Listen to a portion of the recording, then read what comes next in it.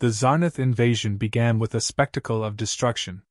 Massive ships hovered over Earth's skies, their sleek hulls shimmering with energy fields that seemed impenetrable.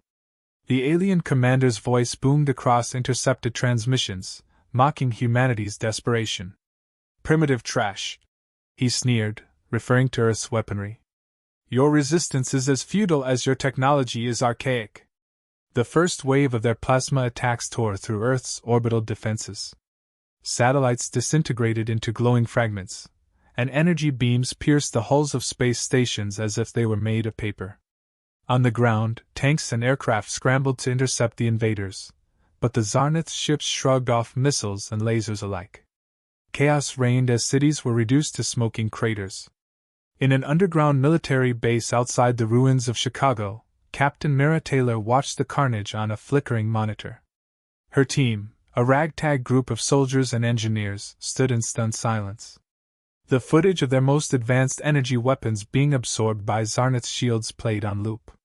Mira clenched her fists, her voice steady but laced with frustration. "We're throwing everything we have at them, and it's not even scratching the paint." A younger soldier, Corporal Jenkins, muttered, "They weren't lying when they called our tech trash." Mira shot him a glare. "Don't let them hear you say that." Desperation hung thick in the air until Sergeant O'Malley, a grizzled veteran with an encyclopedic knowledge of Earth's military history, cleared his throat. "Ma'am, we might have something unconventional." He motioned for the group to follow him to a dusty storage room deep within the bunker.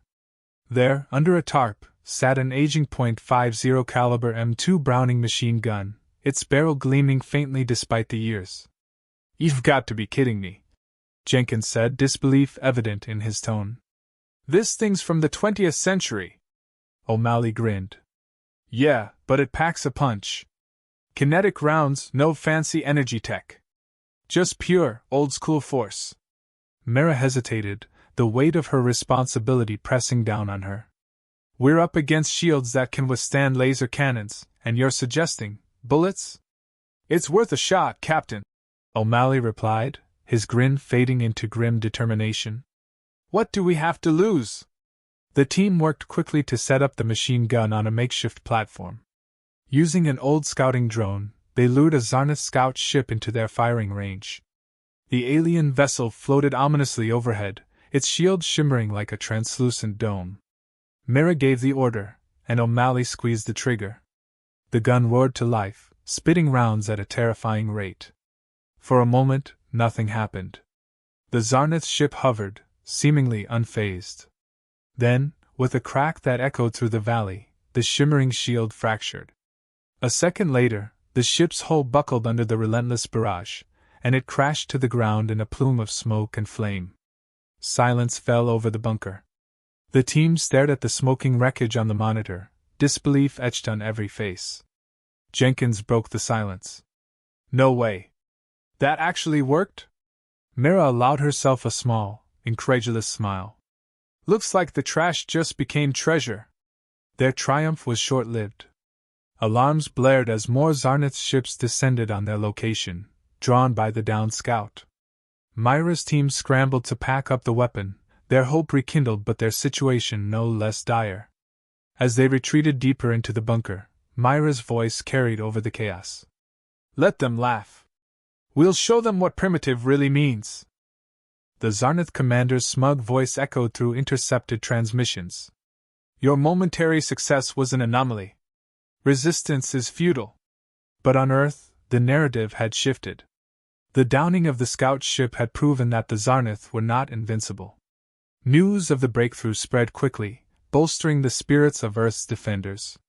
Captain Mira Taylor and her squad worked tirelessly to adapt. The old machine gun was just the beginning. Military depots and museums across the planet were scoured for similar kinetic weapons, artillery cannons, rifles, and ammunition that had long been considered obsolete. Engineers modified them for modern use, attaching targeting systems and automated mounts to maximize efficiency. Every bullet and shell was precious, repurposed for a war against an enemy that had underestimated them. In the meantime, alien refugees began arriving in secret. Broadcasts of the Zarnath scout ship's destruction had reached oppressed planets across the galaxy. Small groups of survivors fled their homes to seek out the source of this unheard-of resistance. Myra's base became a hub for a growing rebellion, though tensions were high. The first alien envoy, a tall, insected being named Fokrin, regarded the humans with visible skepticism. "You fight the Zarnath with toys?" Fokrin's mandibles clicked in disbelief as he inspected a stack of ammunition. "Your methods are crude and reckless." Mira, unfazed, gestured toward the wreckage of the scout ship they had dragged into the base for study. "Crude works. What do you have that does better?" Fokrin's antennae twitched. "Nothing." The admission carried a weight that silenced the room. As the humans demonstrated their weapons, the refugees watched in growing amazement. The Zarnath's energy shields, designed to disperse plasma and absorb energy, were utterly helpless against physical projectiles. Fokrin finally spoke, his tone shifting from disdain to awe. "You exploit a flaw we never considered. Perhaps there is hope after all." Hope was one thing, but unity was another. The aliens were reluctant to embrace human methods, clinging to what little remained of their energy-based technology. Myra's team had to work tirelessly to bridge the cultural gap. Engineers like Sergeant O'Malley spent hours explaining the mechanics of kinetic weaponry to alien technicians. Arguments flared as the refugees resisted abandoning their ways, but desperation eventually won out. One breakthrough came when a Zarnath deserter, a slender figure named Shara with glowing blue eyes, arrived at the base. Shara offered detailed knowledge of Zarnath technology in exchange for sanctuary. "Their arrogance is their weakness," she explained to Mira during a strategy meeting. "They have dismissed kinetic force for centuries, considering it beneath them. They will not adapt quickly." With Shara's intel, the humans and their allies began modifying alien ships with ballistic cannons and railgun systems. The retrofitted vessels were crude by galactic standards but brutally effective. Fokrin piloted one of the first test flights, strafing a Zarnath patrol with explosive shells that shredded their sleek, shielded ships. He returned to the base, his once dismissive demeanor replaced with something that looked like respect. As more allies joined, the base became a hive of activity. Human soldiers trained alien volunteers in the use of Earth's weapons, their methods direct and brutally efficient. Mira stood at the center of it all, rallying the growing resistance with her determination and pragmatism. The Zarnath were quick to respond, dispatching a larger fleet to crush the uprising. Their ships loomed over the horizon, blotting out the stars. The refugees, once hopeful, faltered in the face of such overwhelming power. Fokrin voiced the doubts of many. "Your weapons are effective, but how can they stand against an armada?" Myra's response was unwavering. "One shot at a time. That's all it takes to bring them down." She outlined the plan with calm precision. The retrofitted ships would engage the Zarnath fleet in orbit, drawing their attention. Meanwhile, ground forces equipped with ballistic weapons would target key installations, crippling the enemy's supply lines. The risks were enormous, but the alternative was certain extinction. As the first Zarnath ships entered the atmosphere, Myra's voice carried over the comms. "They thought we were weak because we're different. Let's show them what that difference means." With that, the resistance launched their first coordinated attack, a daring gamble that would test their newfound alliance and the resolve of their growing army. The battle for survival had truly begun. The Resistance's first strike hit the Zarnath fleet like a hammer. Retrofitted alien ships, armed with Earth's kinetic weapons, burst from their hidden positions and unleashed a barrage of high-velocity rounds. In the vacuum of space, the Zarnath's shields shimmered and then shattered under the relentless impacts. Their vessels, so confident in their defenses, exploded in fiery bursts, sending debris spiraling into the void. On the ground, the human-led forces pressed the advantage. Artillery shells screamed through the air, slamming into Zarnath walkers and outposts. Explosions lit up the battlefield as alien structures, once thought impervious, crumbled like sandcastles under a relentless tide. The Zarnath, accustomed to their dominance, scrambled to adapt. Their plasma weapons were deadly, but their inability to counter the physical projectiles left them vulnerable. Captain Mira Taylor coordinated the chaos from the front line. She barked orders over the comms, her voice cutting through the roar of battle. Focus fire on their supply drops. If they can't resupply, they can't recover. Her commands were executed with precision, each victory building on the last. Despite the successes, the resistance faced significant losses. The Zarnatha's firepower was overwhelming, and even with their shields compromised, they remained formidable opponents. Alien allies fought valiantly alongside their human comrades, but the cost of each victory weighed heavily. Mira knew they couldn't sustain this pace. As she reviewed their dwindling resources, an idea began to form, bold, desperate, and utterly human. It was Sergeant O'Malley who gave voice to it first, standing beside her as the latest casualty reports came in. "We've got one shot at turning this around, Captain," he said, his tone grim. "Hit them where it hurts the most. Take out their flagship." The Zarnath flagship was a monstrosity, a floating fortress the size of a city. It hovered in low orbit, coordinating the fleet and serving as the heart of the invasion. Its layered shields were thicker than any other vessels, a glowing barrier that had repelled every assault. To destroy it seemed impossible, but impossible was a challenge Mira was willing to accept. "We'll use the doomed train," Mira said, her voice steady despite the enormity of the task. The doomed train was a relic of Earth's industrial age, a massive freight train that the Resistance had salvaged and repurposed. Its cars were loaded with artillery cannons, rail guns, and explosives, a moving arsenal designed for a last stand. Now, it would serve a far greater purpose. The plan was simple in its audacity. The train would be launched on an old maglev rail system, speeding toward the flagship with its payload of kinetic destruction. Alien allies would provide air support, drawing fire away from the train, while ground forces launched a diversionary assault. It was a suicide mission, but Mira knew it was their best chance. The preparations were frantic. Engineers worked around the clock to reinforce the train's structure and load its weapons. Alien technicians contributed their expertise, integrating advanced targeting systems to ensure the payload hit its mark. Every moment was critical, every decision a gamble. When the assault began, the Resistance threw everything they had at the Zarnath fleet. Retrofitted ships engaged in dogfights with alien fighters, their weapons hammering away at shields and hulls. On the ground, human and alien soldiers fought side by side, holding the line against overwhelming odds. The doomed train roared to life, its massive engines propelling it down the track. Mira and her team rode in the lead car, their faces set with determination. The train hurtled toward the flagship, picking up speed as it crossed the battlefield. Plasma fire rained down from above, but the train's armored plating held, barely. As they approached the flagship, the shield shimmered, a glowing barrier of energy that seemed impenetrable. "Fire everything!" Mira shouted, and the train's cannons unleashed a coordinated barrage. The shield wavered, flickered, and then collapsed. The final moments were a blur of chaos. The doomed train slammed into the flagship's hull, its payload detonating in a massive explosion. The shockwave rocked the battlefield, and the flagship began to collapse in on itself, a fiery spectacle visible for miles. The Zarnath fleet faltered. Without their command structure, their forces became disorganized and vulnerable. The Resistance pressed their advantage, driving the invaders back and reclaiming the skies.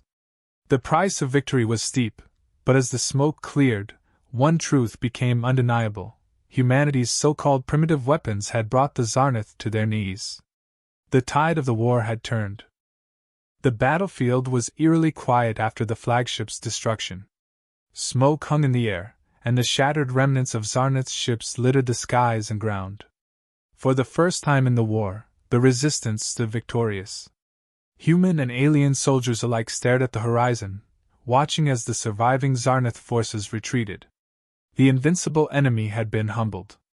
Captain Mira Taylor stood atop the wreckage of the doomed train's final car, her face streaked with soot and her uniform torn. The weight of their losses pressed down on her, but she allowed herself a brief moment of satisfaction. They had done the impossible. Against overwhelming odds, they had fought back, and won. The victory sent shockwaves through the galaxy. Word of the Zarnath's defeat spread like wildfire, reaching even the most isolated systems. Alien civilizations that had once dismissed humanity as insignificant began to reevaluate their perceptions. Messages poured in from planets across the galaxy, offering support, supplies, and, most importantly, hope. Fokrin, the insected envoy, stood beside Mira as they watched the first of the supply ships arrive. "You've changed the game," he said, his tone uncharacteristically respectful. "For centuries, the Zarnath crushed resistance with impunity. Now they'll think twice." Mira didn't smile. Her gaze remained fixed on the horizon. "They'll regroup," she said. "They'll adapt. This isn't over." Shara, the Zarnath defector, joined them. Her glowing blue eyes dimmed with fatigue, but her voice carried conviction. "You've exposed their greatest weakness. They've built their empire on arrogance and overconfidence. That won't be easy to fix." The days that followed were a whirlwind of rebuilding and strategizing. Engineers refined the designs for kinetic weapons, incorporating lessons learned from the battle. Human ingenuity and alien technology merged in ways that would have been unthinkable just weeks earlier. Railgun platforms mounted on alien hovercraft, handheld kinetic rifles capable of punching through advanced armor, and artillery cannons with pinpoint targeting systems became the new standard for the resistance. The galaxy's perception of humanity shifted dramatically. Once seen as a primitive and isolated species, humans were now viewed as innovators and warriors. Alien leaders arrived at Earth to negotiate alliances, their tones deferential rather than dismissive. Mira represented humanity at these meetings, her no-nonsense demeanor earning both respect and trust. The Zarnath, however, were far from defeated. Intelligence reports indicated that they were regrouping, fortifying their remaining strongholds and adapting their technology. Mira knew the Resistance's victory was only the first step in a much longer struggle. The new alliances were not without challenges. The cultural differences between species often led to misunderstandings and conflicts. Fokrin's people, for example, found human tactics reckless and unpredictable, while humans struggled to understand the meticulous, almost ritualistic approaches of their new allies. Mira spent countless hours mediating disputes, her patience tested but her resolve unshaken. Despite the friction, the alliance began to take shape. Joint training exercises brought soldiers from dozens of species together, their shared goal uniting them in ways that transcended language and tradition. Mira's squad became a symbol of this unity, their exploits inspiring resistance cells across the galaxy. One of the most profound changes was the galaxy's embrace of simplicity. For centuries, advanced civilizations had pursued increasingly complex technologies, their weapons becoming more intricate and specialized. Humanity's reliance on straightforward solutions, a trait once mocked, became a cornerstone of the Resistance's strategy. Alien scientists marveled at the sheer efficiency of ballistic weaponry, their respect for human ingenuity growing with each passing day. In a final gathering before the newly formed Galactic Resistance Council, Mira addressed the assembled leaders. Her speech was brief, her words chosen carefully. "We didn't win because we had the best weapons or the most resources," she said. "We won because we refused to give up. Because we saw opportunity where others saw failure. That's what makes us human. And that's what will win this war." The room erupted in applause, the sound reverberating through the chamber. Mira stepped back, letting the moment sink in. Her gaze fell on the council members, former enemies now united in purpose, and she felt a flicker of hope. Back on Earth, Mira returned to the bunker where it had all started. The .50 caliber machine gun sat on a display stand, polished and gleaming. She ran her hand along its barrel, her mind replaying the moment it had shattered the first Zarnath's shield. What had once been dismissed as obsolete had changed the course of history. As she walked out into the open air, the sky above was clear, the stars shining brightly. For the first time in months, Earth felt at peace. But Mira knew better than to rest. The Zarnath were still out there, and the fight was far from over. "We'll be ready," she murmured, her voice carrying on the wind. Humanity had proven its worth, not just to the galaxy, but to itself. And in the battles to come, they would stand as a beacon of resilience and innovation, a force to be reckoned with.